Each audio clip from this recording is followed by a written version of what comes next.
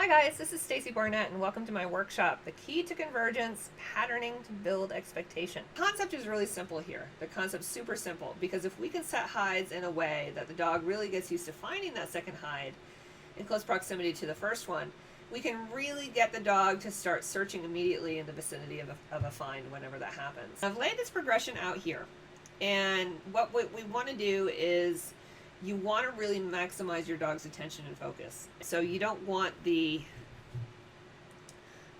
other hide to entice your dog away from the puzzle before they really understand how to solve two hides together.